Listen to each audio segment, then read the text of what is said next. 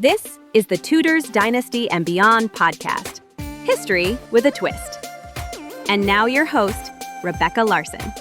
Hello and welcome back to the Tudors, Dynasty, and Beyond podcast. I'm your host, Rebecca Larson. And today I am thrilled to welcome back to the show Dr. Joanne Paul. Joanne, welcome back. Thanks for having me back. I appreciate it.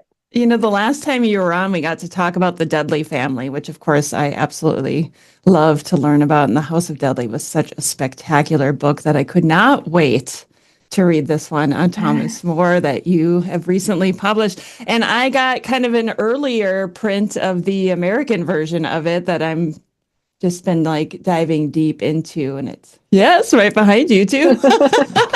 It's a really good book. You know what it kind of reminds me of is Dermot McCulloch's book on Thomas Cromwell. Thank you. That means a lot. I'm a great admirer of that book. I got an early copy of that book when it came out and reviewed it. I remember I took it on holiday with me, which I wouldn't necessarily recommend. It's a huge book, even bigger than mine, I think.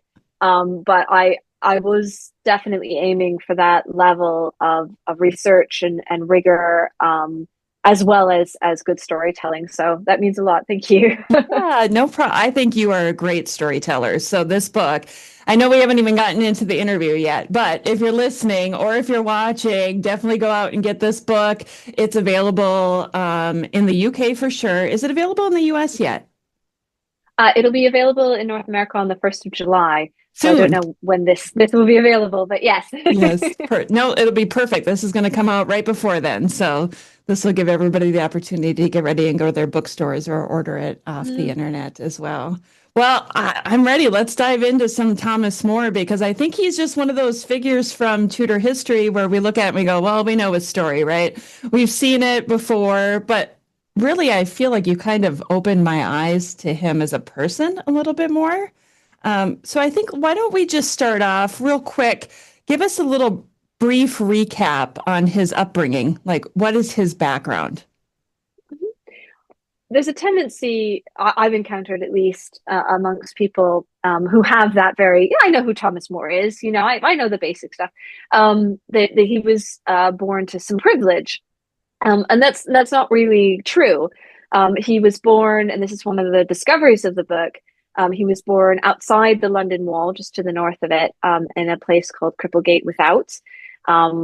There is a plaque to him on Milk Street in the centre of London on Cheapside. I think that's inaccurate. I don't think that's where he was born. And he was born to, his father was a young lawyer who was himself the orphan son of a baker. So he was not really of any standing. More describes his family as not famous, but honorable. And I think that is quite right. He did have some grandparents and other ancestors who had held small civic offices, who had held positions in their fraternities or parishes, but nobody of any real high standing. And the other thing that's important about the upbringing of Thomas More is that he's born in 1478. So he's born in the Wars of the Roses. And I think there's a tendency to see Thomas More as very much a Tudor man, as a Renaissance man, and not the fact that he's 15th century. He's medieval, and he spent his formative years in those tumultuous period of the Wars of the Roses. And I think that has a great effect on him later on. I think he, like Henry VIII, is terrified of the idea of falling back into a civil war. We now know, of course, that doesn't happen, but they didn't know that. And I think the conflict that he sees around him in those early years is part of why he fears societal breakdown later in his life. Oh, and I definitely want to get into that a little bit later. I'm like, I don't want to jump in yet because there's so much I want to cover before then. But I find it so interesting because he did experience so much during his lifetime. He witnessed so many key events. And one of the things that really struck me from your book that I hadn't realized before or ever even considered was when Katherine of Aragon came to England to marry Arthur. he really had a disdain for some of the people in her household. Could you maybe elaborate on that a little bit? One of the first letters that we have from him is in November 1501, and he describes Catherine's entry into London. I mean, he's full of praise for Catherine. But he does say, I like this word disdain, his disdainful things about some of the people in her train, the other Spaniards. Now, this is a very difficult letter in a number of ways. At the very surface, one of the difficulties with it is translation. It's a Latin letter. And one of the difficulties with the translation is the grammar. It doesn't have any commas or anything else. So there's a couple different ways of reading it. Most of them, however, do suggest a level of racism, that he is describing them as dark, and for that reason, unappealing, unattractive, lesser in some way. And we do know that there were dark-skinned people in her entourage, so he may have been referring to them. The level to which, however, he is being the level to which he is being truly racist is a matter of translation, and is a little bit difficult. I won't go into the extent of that, but it was certainly common language of the time to think of dark skin as ugly, as hellish, as demonic, even, in order to often present the fairness and the lightness and the beauty of someone else, in this case, Catherine. So part of it is also rhetorical and sort of almost poetic, in that he's trying to praise Catherine by disparaging the members of his train. But it is one of the first glimpses we get of Thomas More is not only an expression of and again, it's not the sort of scientific modern racism, but it is certainly a disparaging of people based on the color of their skin. But also we get him in association with Katherine of Aragon, which of course becomes very important to his life later on as well. Yeah, I think it just surprised me because I always pictured him as, the humanist and like I always just imagined he was just accepting of all people. So when I read that, I kind of had to sit back for a moment and think about it. So I'm glad that you were able to explain that a little bit more to people who are going to be reading this book as well. It's not the only time that he says something like that, and he makes jokes out of it in some of his poems as well. It is an unfortunate reality of the time, and yes, I think it can make us see him in a different light. Yeah, yeah. Well, now I just feel like I just started this interview off on a really dark note. Let's go to something. I'm sure we'll hit other dark notes as we go. He's a very complex topic. Yes, he really is. One of the things that you also talked about toward the beginning of the book, obviously is his position in society. And he was alive for the wedding of Arthur and Catherine. And how, even though he was alive, it's probably pretty likely that he did not attend the wedding. But the likelihood of him maybe partaking in the public celebration was probably pretty great. I really want to know, what do you think that celebration looked like for him? Yeah, we don't know. I mean, we can place him at various events with certainty, or near certainty. He describes, as I said, the entry of Catherine into London. We don't have a description from him of the wedding. He may have been there getting the free wine along with everyone else. We know he was at the coronation, and maybe you're going to come to this, of Henry VIII and Catherine later on. But if he was there, part of the citywide public celebrations for this marriage, it probably just was as a member of the crowd. He wasn't that important at that point, and I think that's sort of worth stressing. I think there's a way of telling more story that goes from this very lucky upbringing that he does end up having. He's very fortunate in his education and his connections as he grows up, to the fact that he does meet Prince Henry in 1499, which is again a very lucky thing that he's able to do, straight to the fact that he is in attendance as a member of the crowd for the procession to the coronation of Henry VIII and Catherine of Aragon. He's not actually there at the event. And then jump to, oh, he's in the court. But he is just a Londoner, and so he's probably participating in the way that all Londoners do at these big civic occasions, which is probably drinking a whole lot. Although Erasmus says that he's a very moderate drinker, so maybe not. I love the way this book shows me that Thomas More was kind of like a fun guy, the kind of guy who liked to lighten the mood. That's something I never would have expected of him. We have Erasmus to thank for a lot of the description of the character of Thomas More, and some of it we can kind of raise an eyebrow at, and we're not quite sure, but some of it does accord with the letters and the records and what other people say, and certainly Thomas More has a sense of humor. If you've ever read Utopia, he's quite funny. Erasmus says that he essentially is very amiable, gets along with everybody likes him.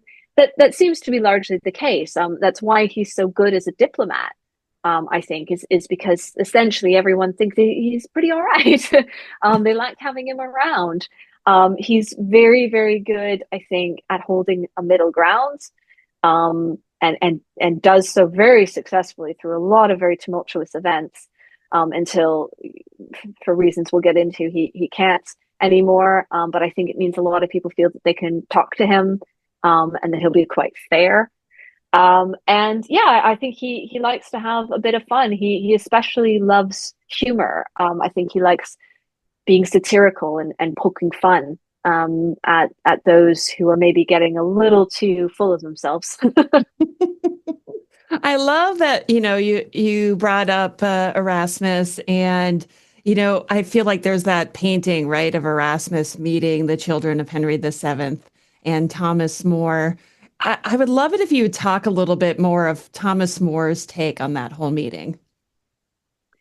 We have more from Erasmus for that meeting, pardon me, than we do from Thomas More. It's really thanks to Erasmus that we even really know that it happened. Erasmus doesn't have a good time. We know that. So Erasmus and More meet for the first time just before they go off and meet with Henry, and his sisters and his infant brother. Arthur has his own court elsewhere. And Erasmus is almost immediately angry at More, because More seems to have been prepared for this event, this meeting, and Erasmus was not. So More shows up with a piece of writing to present to the young Henry, who I think is 8 at the time, and Erasmus got nothing. And he's quite embarrassed by this. And even over the meal, the prince sends a little note to Erasmus being like, kind of expect something here, come on. And Erasmus does eventually write a big praising poem, flattering poem to Henry.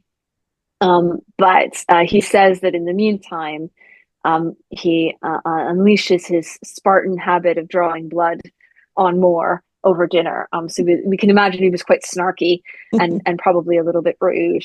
But lo and behold, this turns into a fantastic friendship for them both. What More thought about it, we've got no idea. I think More was impressed by the young prince's education. He says things to that effect later on. I think he was probably fairly impressed by Erasmus until he was kind of horrible to him. And although they do have this wonderful friendship, there are times at which it seems very one-sided. More doesn't write to Erasmus at the frequency that Erasmus would like. He writes to him a lot when he wants something from him. There's, although I think when they're together, they have a really good time being witty and writing things and talking as two scholars with the level of knowledge they have can. I don't know that More really ever gets over the fact that Erasmus can be that horrible and intense. Yeah, their relationship is so interesting, and we'll get into a little bit more of that as we go. But I'm so fascinated, as I alluded to earlier, all of the things that Thomas More lived through, and especially early on in the 16th century, with the marriage of Arthur and Catherine, and then the death of Arthur, the death of Elizabeth of York, and then we have the marriage of Henry and Catherine in the court. Like, he experienced so much in such a short amount of time. Did he have anything to say about all of that stuff happening in such quick succession? He has, I think he experiences it's five kings Yes. by the time he's just over 30. It's quite, as you say, a very intense period of political events. Um, we do have his history of King Richard III, which he writes somewhere between 1513 and 1518, so many decades after the events that it describes, and is unfinished. So we don't get to the invasion of Henry Tudor or anything like it. But he does draw on the memories, his own memories, almost certainly, as well as the memories of his father, and other witnesses to these events. And he uses those recollections, I think, to make a very particular argument about how easy it is for someone who is prideful, who is ambitious, to foment the conflict in society, and to really tear society apart. Again, this is something that I think really concerns him. We know, jumping ahead now, he writes a coronation ode to Henry VIII when he comes to the throne. He has it bound and illustrated as a presentation copy to give to Henry. It also reflects on the final years of the reign of Henry VII, in a not very positive way. He talks about informers. He talks about the fear that everyone has, that evil men like Edmund Dudley are going to come take all your money.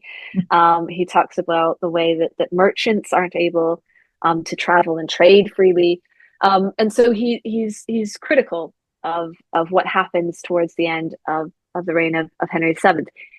In a way, much as when he was talking about the entourage around Catherine, in a way, this darkness is meant to shed a positive light on the extension of Henry VIII, in a way that is flattering, but also in a way that creates a sense of expectation, and sets a certain bar for what he hopes will Henry VIII will hit in terms of his reign.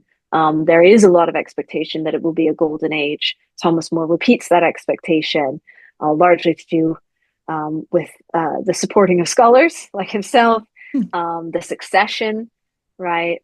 Freedom, peace. These are all things that he wants to see. And so, although he is flattering him, it's also a bit of a checklist of things that he wants. And he wants to establish that expectation so that Henry feels a pressure to deliver on those things. How successful do you think he was in doing that?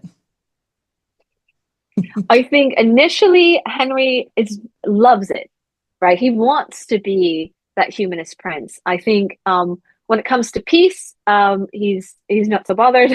I think he wants to be a warrior prince, and very quickly war is on the agenda, which is the first time that More and his humanist friends are really disappointed by Henry, that he answers the Pope's call to this league against France, and that is the first of many disappointments they have with Henry. But I think Henry wants to play into the portrayal they have of him, except when he'd rather do something else. Sounds like Henry. Yeah. I like, the history of Richard III.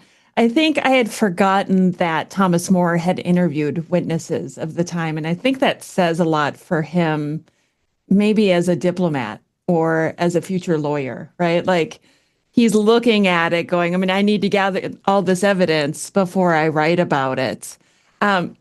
Refresh my memory on the timeline too. When he wrote that, was he already studying law? Yes, yes. So he was already a practicing lawyer at that Okay. point. So you're absolutely right. That may have come into it. It's something he talks about a lot in the text that, that he's getting this from witnesses. Sometimes he names them, sometimes he doesn't. And he's quite keen to communicate that, he's getting this from verified sources. That being said, the genre of writing history in the 16th century is very different than it is today. It's more about supporting a higher as opposed to a historic truth. Mm. And so there is a higher truth that he's trying to serve with his history. And so, for instance, he writes very long speeches that no one could have heard or recorded, and he's writing them to support his larger arguments about society and pride and civil strife and all of these different things. And there's a very long section on the legitimacy and legality of sanctuary, for instance, which is, I think, just him working some stuff out. This is an unfinished, unpublished text in his own time. So there's a lot in there that I think is him. It's an exercise. I think it's a bit of humanist homework, essentially, and so he's trying to work things out. But yeah, I think his attention to witnesses and to detail is something that he's quite interested in. He writes in about the same period, the beginning of the period when he is probably writing the history of Richard III. He writes against a French humanist who writes this very sort of epic poem about a naval battle, essentially, that happens between the English and the French. And More gets really angry about the way in which this other writer, Debris, writes about the events, because he goes so far as to say no one survived. There were no witnesses. But he gives this very detailed description of what happens on this ship, for which there were no witnesses. And More goes, I mean, how can you write any of this then? He makes fun of him because his hero of the piece, he says, fights with, and I'm going to forget them all, a javelin, a spear, a sword, a dagger, and also holds a shield. And he says, you forgot to mention that he had 5 hands. Right? So there's, he's very critical of unrealistic histories that can't have had any witness contributions at all. And in particular, and I think this is a very important phrase for us as historians and lovers of history, he says, if anyone brings prejudice or favoritism into history, who will there be to give any credence to history at all? Right? If you give in too much to prejudice or to favoritism, no one will believe any of it, and there's sort of no point to history anymore. And I think that's a very astute statement. I love that you brought up Debris, because that was one of the things that I wrote down was the little dispute, the little tit for tat that More and Debris had. I think it was after a new edition of Utopia had come out. Yeah. I want you to go into that, because I think that was one of my favorite parts of the book where I'm at so far, where I thought, oh, this is really interesting. It's very similar to present day type of stuff. Yeah, there's something wonderful about the what we call the Republic of Letters, surrounding largely Erasmus and his circle, because they engage in something that's been called self-fashioning, which is this sort of curating of your character for an outside consumer, that is, feels very social media to me. Yeah. Right? You're presenting some sort of face to the world. And also there's often the performance of these feuds, some of which are, I think, true. People were actually really annoyed with each other, very critical of each other. Some of which I think were, there are private letters between them going, hey, I think you're all right. But in public, they're saying horrible things, which again, celebrity culture, right? They do Yes. that now. Um, this particular one, Moore writes this poem criticizing Debris. It's finally published in 1518, about 5 years after he writes it. He's on the fence about whether he should publish it. Erasmus thinks he should. Again, I think perhaps as part of his performance. Um, Debris answers in incredibly strong terms. He says horrible things about Thomas More, about his children, and in particular, at this point, More is a servant of Henry VIII. He's a member of the council. Debris says that essentially that Henry's an idiot for employing this guy who can't even write good Latin.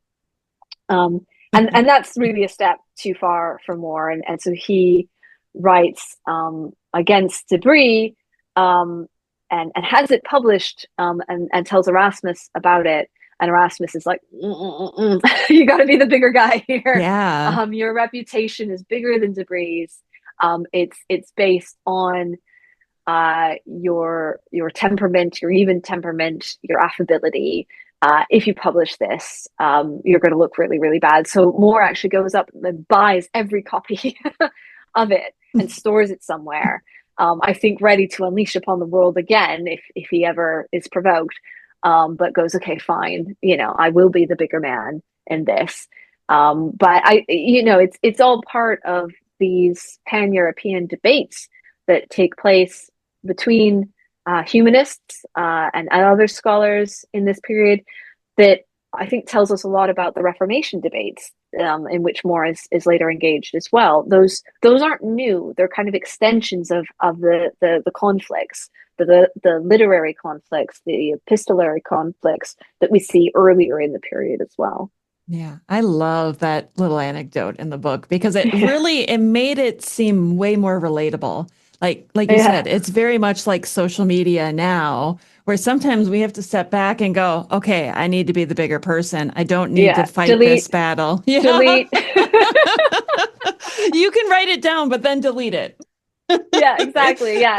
You hit send. 5 minutes later, go, I shouldn't have done that. Delete. Yes, exactly. I loved that part. I do want to go back a little bit too, because, I feel like I fast forwarded a little bit there, but let's go back a little bit to the influence of Thomas More's father on him, because his father was an ambitious man. And I'd be interested to know what you think Thomas More learned from his father that way. There was part of writing this where I went, oh, I should be writing a biography of John Moore because he's so interesting. But I just don't think we have the material to do it. But if anyone is listening and fancies writing a biography of John Moore, I think there's a way in which it would be a real treat. Because this is someone, his father dies when he's 16 years old. His father was a baker. Maybe a good one, maybe not so good. And not that long later, he emerges as a lawyer. How that happens, we don't really know. He probably lived in the area around the Inns of Court, so he may have had a neighbor or someone else who took him in and sort of sponsored his legal education. He must have had some sort of larger education by that point. Maybe he went to the same free grammar school that his son does. He probably couldn't have afforded any other kind of education, but he obviously had to have known Latin in order to study the law. But who knows? And he rises up through the legal ranks quite separately from the career of his son. He, in fact, secures for Thomas More one of the most important leaps in his son's upbringing by securing a position for Thomas in Lambeth Palace, serving the Archbishop of Canterbury and then Lord Chancellor Cardinal Morton, probably through using various legal connections. I think I've sort of worked it out, but I won't bore you with it. And so is able to do that. That secures Thomas More a place at Oxford. He then goes back to London, studies at the Inns of Court, and follows his father. But I think what really demonstrates this sort of shared ambition and a sort of teamwork between them is the way in which they almost infiltrate the Mercer's company in Yes. London. This is arguably, I think, the most powerful trading company in London at the time. There are many Mercer mayors. They have huge amounts of wealth. And neither More has anything to do with the Mercers, really, except that John More, after the death of Thomas More's mother, marries three Mercer widows in a row, just one after the other. No Again, coincidence there. how he does that, he must have been a charmer. I don't know. And Thomas More becomes a freeman of the Mercers through his various scholarly and legal connections, and his own just intelligence and talent. I think they find him quite useful for negotiations and various other things. But it's only because of that that More is able to stand for civic office in London. So without the Mercers, we probably wouldn't have the Thomas More that we have today. And John More ends up being a judge of the King's Bench. He continues to rise and rise, and dies not that long before his son does, in late 1530. So he's a fascinating figure and responsible really for his son's career. And I think Thomas More knows that, and he's genuinely devastated by his father's death. Yeah, it's too bad. I've also found it very interesting in the book. This is a side of Thomas More that I never expected to learn, was that he really would have preferred to be a civil servant versus a royal servant. I think when you mentioned that he was, I think it was an under sheriff, that blew my mind because I didn't know anything about that part of his life. So for those who don't know, first of all, what an under sheriff was, could you explain that? Yeah, I think it's important to keep in mind. So he, just to sort of jump to the end of that question in a way, he becomes a servant to Henry VIII, a member of the court, in 1518. He's 40, right? Like he's lived a whole life before that happens, and I think that that's a part of his life that tends to get very much skipped over. Yes. And that life is a London life. Very, very much. So yes, he's under sheriff of London.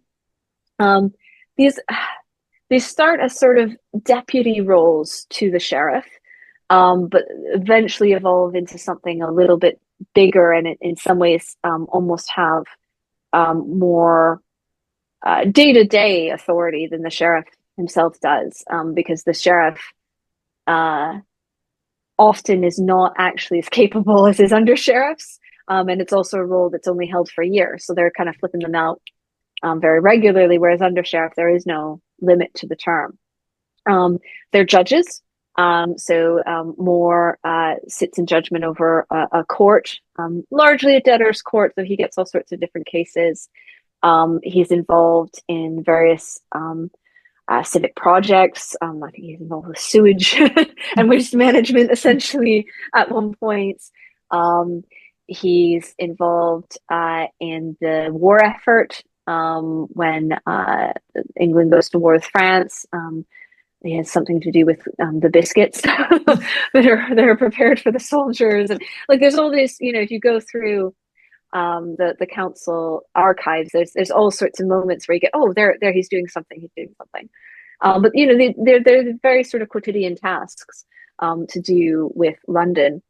And when More is first noticed by the court, and there's the offer of payment from the court to him, he writes to Arasmus that he's so far refused it because there is such an opposition between the city and the court that if he took any money from the court, nobody in the city would trust him anymore. Right. It's not, you can't do both, and he's very aware of this. And for a while, he chooses the city over the court, or at least that's what he claims to do. Again, there's this self-fashioning, but based on the records, that appears to be the case. That he's noticed in probably 1516 or even a little bit earlier, but he doesn't appear to be sworn in as a counselor until about 1518. So there is this period where he's apparently resisting.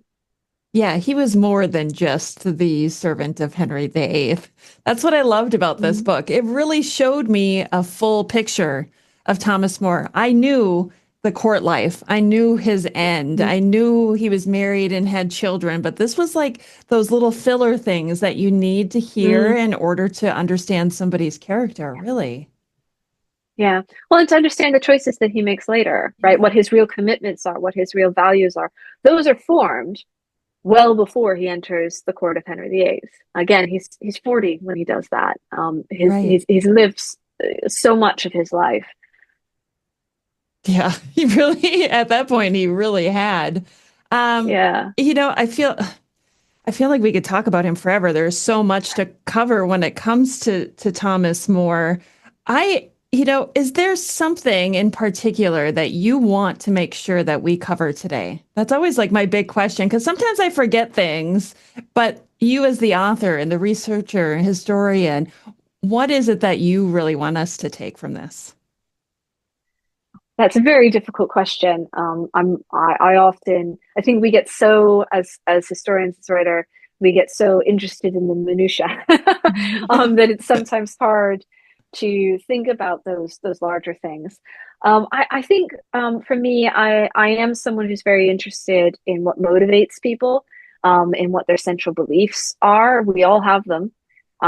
Sometimes they remain consistent, sometimes they change. I think more often they remain consistent than they change, even if the direction of them or the emphasis of them shifts based on larger events in our lives and in our worlds. And I think that's the case with Thomas More.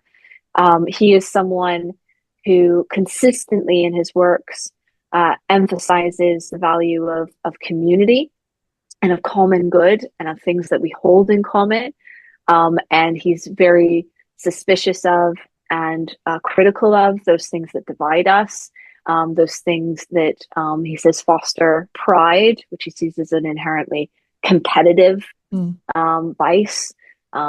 He says that pride would not even consent to be a goddess if it meant that there was someone on the same level as her, right? Pride makes you want to always be better than everybody else, and that's something that he's very critical of. And he sees it in other scholars like Debris.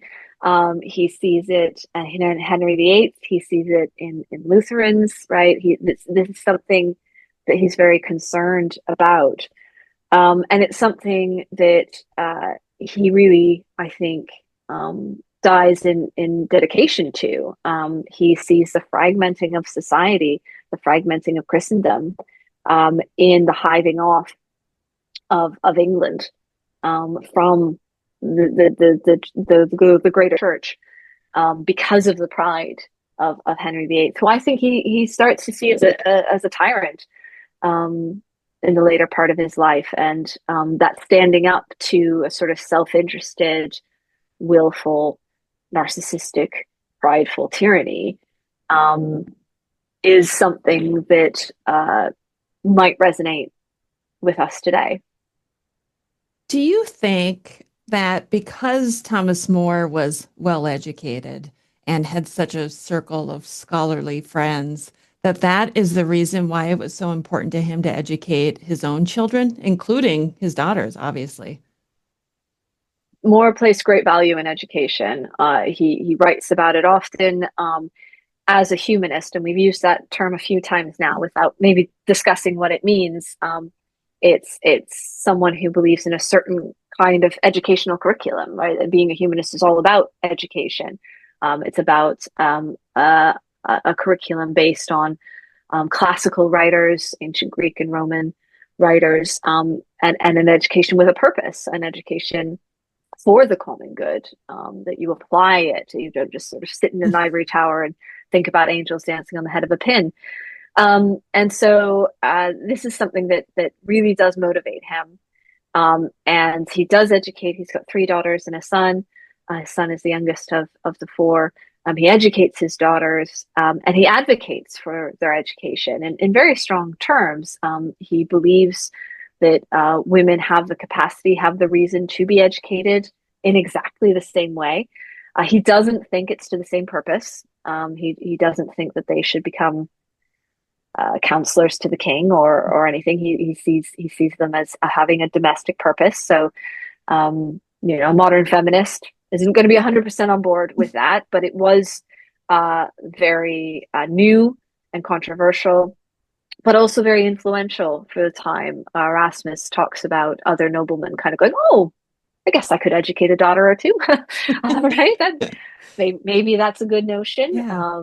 And his daughters demonstrated their education in ways that were very influential. They dispute in front of the king. His eldest publishes, which is, obviously quite radical, especially for a non-royal, to do that. And Erasmus very publicly sort of comes around on the question of women's education, thanks to Thomas More. He says that he's convinced by the erudition of the More girls that, well, actually, maybe you could educate a woman. Nothing bad is going to happen from educating a woman. Yeah, which Erasmus thought it would. Right. Well, he really did. They could have been a secret weapon of some plot, or you just never know what they were thinking during that time. Yeah. What's interesting is More sort of preempts the critique and responds to the critique of educating women. He says that it's going to be those prideful, lazy men who take most offense at the education of a woman, because it shows up their own insufficiencies when a woman comes along and is as good or even better than they are. They're going to take that as a personal affront, and so they're going to oppose women's education. But that's the reason why they're doing it. And I think that's one of those moments where Thomas More is right on the money. Yeah. I think he's so interesting. And, I said earlier, we all know what happened at the end of his life, but that doesn't make it any less interesting. And I don't want to completely gloss over the end, but the beginning to me was fascinating. When Henry VIII started talking about the great matter, I think when it comes to Thomas More, and I didn't get that far in your book, so forgive me, but when it comes to Thomas More, what was his initial thoughts on the whole thing? We don't know. I'm sorry, that's such an annoying historian's answer. We don't know for sure. He never puts in writing he's very adamant that he shouldn't put in writing what he really thinks about all of this. However, we can read between the lines. He's an admirer of Catherine. Chapuis certainly thinks that he's on Catherine's side, and there's lots of reasons to think that Chapuis is right about that. He never says anything about or against Anne Boleyn, but he thinks that the papal dispensation that allows for the marriage is right and good. He's very worried about the fact that Henry VIII thinks the line from Scripture has more weight than a papal dispensation, because there's something very Lutheran about that.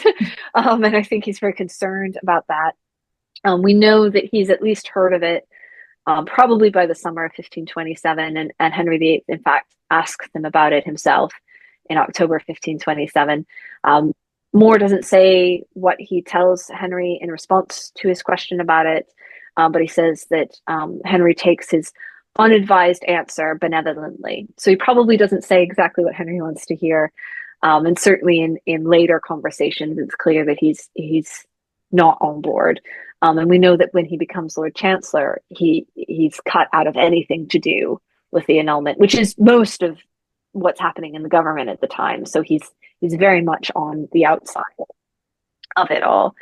That all being said, I think by the time, or in fact, I'm certain by the time that Parliament passes the Act of Succession that says Anne is Queen, Elizabeth is the heir, Thomas More thinks that at the very least is illegal. Parliament, in his view, has the right to decide the succession. Parliament, in his view, could decide who's the king. And so legally, I don't think he's going to speak against it, even if he's not that keen on the choice. Yeah. And so that's not the pivotal issue for him.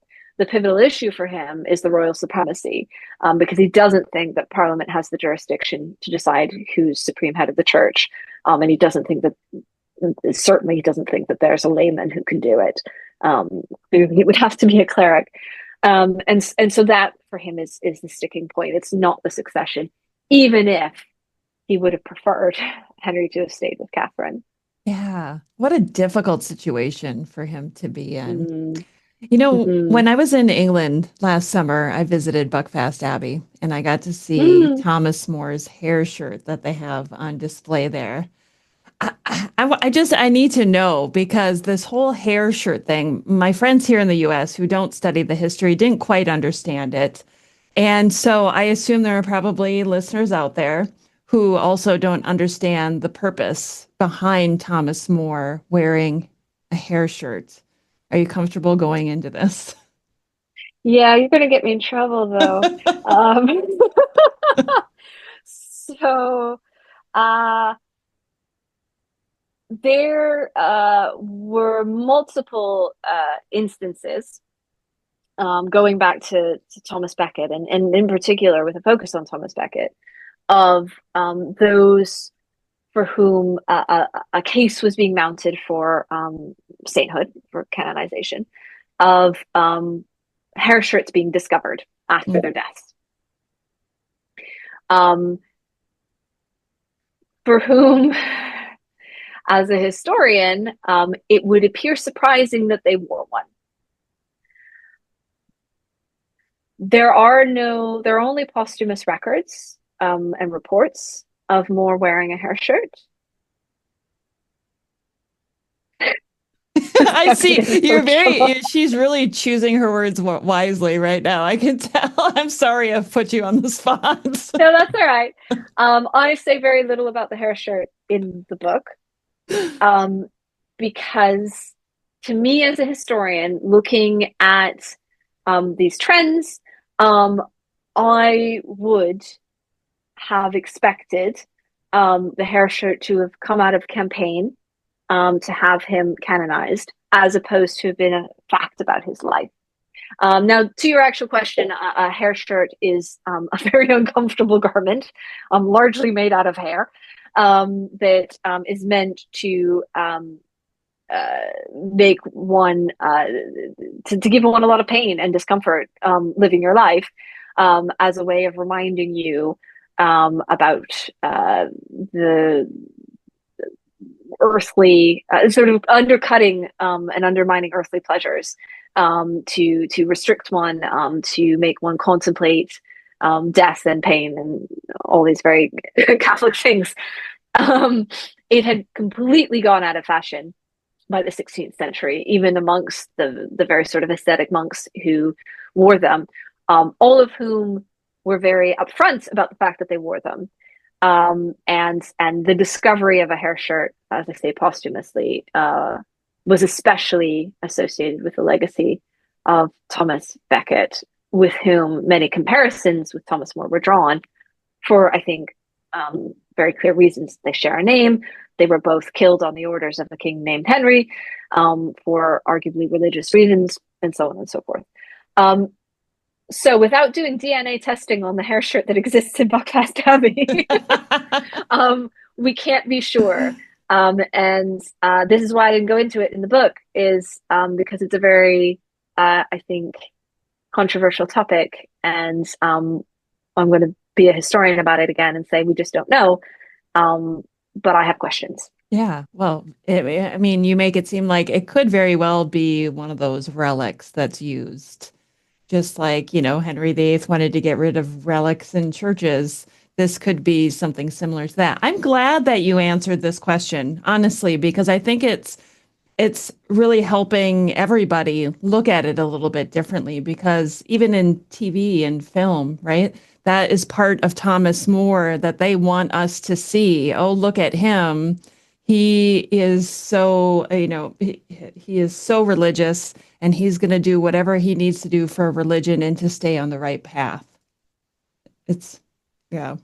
Yeah, there's something, I think it fits with the zealotry that is often associated with More, Um, although it is something that comes from those more positive Catholic portrayals of him in the 16th and 17th centuries, it's gotten picked up, I think, by a portrayal of More as the sort of cruel, zealous persecutor. And I think as a historian, we have to question these things, even though or even more so because they've been invested with such almost ideological importance. Yeah. So bring on the letters. No, I think it's great that we talked about this today, and we're wrapping up our hour here. So I'm going to end it on a fun note then. After that, let's end it on a little bit of a fun note, because I think I'm always interested when you research somebody for so long, you get a good feel for who they are, at least your impression of who they are. When we look at TV and film and Thomas More, and whether it's the actor or, let's say, the script in particular, is there any film or TV portrayal of More that you feel is the real him or close to the real him? I mean, I'm going to question your premise a little bit there. I think sometimes when we spend a lot of time researching someone, we know them less. Yeah, maybe. So there's that element to it too. I have gotten this question a few times before. I love Man for All Seasons. I think it's a fantastic. I mean, it's one of the best films of the 20th century, just hands down. That has to be said. And Paul Scofield is spectacular in it. In terms of the historical More, there is a sort of fundamental problem with it, which is that he is a hero and defender of individual conscience in Man for All Seasons, which is what Robert Bolt was going for, but is the exact opposite of anything that Thomas More would have defended, and in fact was precisely the thing. It's pride, right? It's exactly what he had a problem with, especially when it came to Lutherans. So I think, yeah, there's that.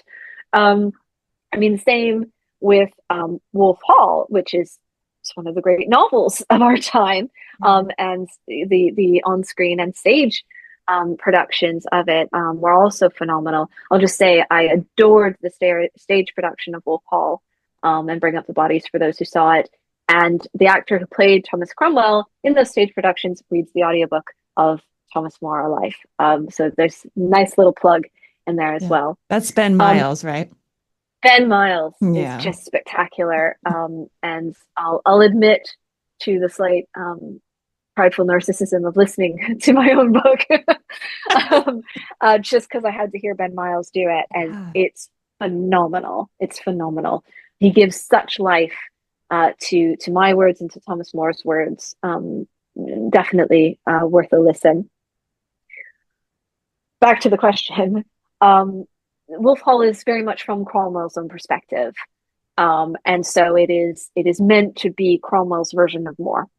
And Hilary Mantel, like Robert Bolt, was trying to do very specific things and say very specific things about religion and religious zealotry through the character of Thomas More. So although I bow at the feet of Anton Lesser, it's not a portrayal of Thomas More that historically I would get behind.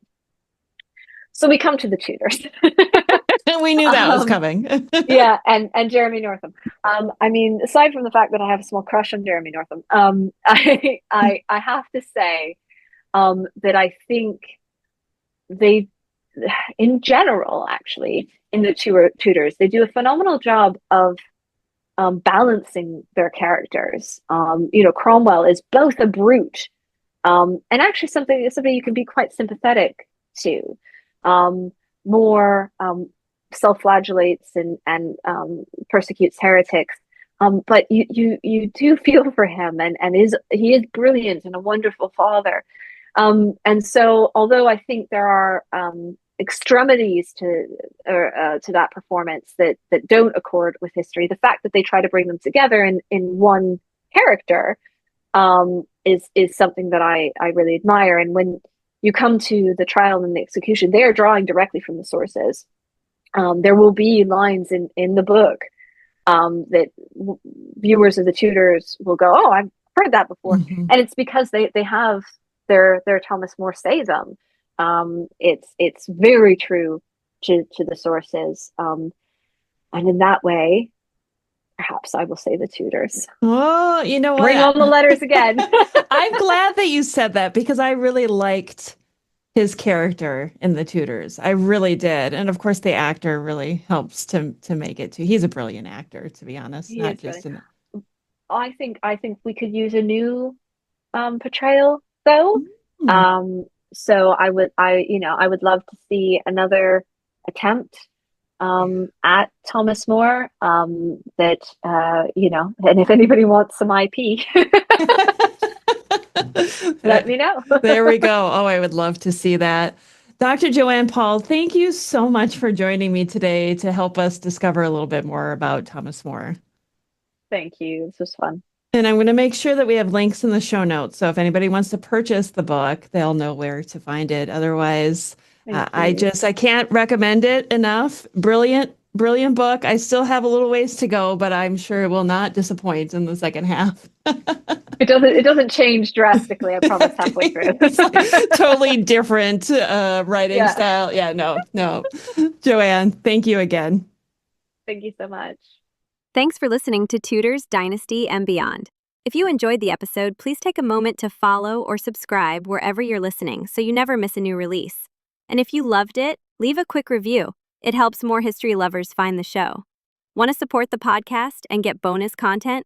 Head to patreon.com/tudorsdynasty. You can also find the link in the show notes of this episode. Join the conversation with Rebecca on social media at Tudors Dynasty. Until next time.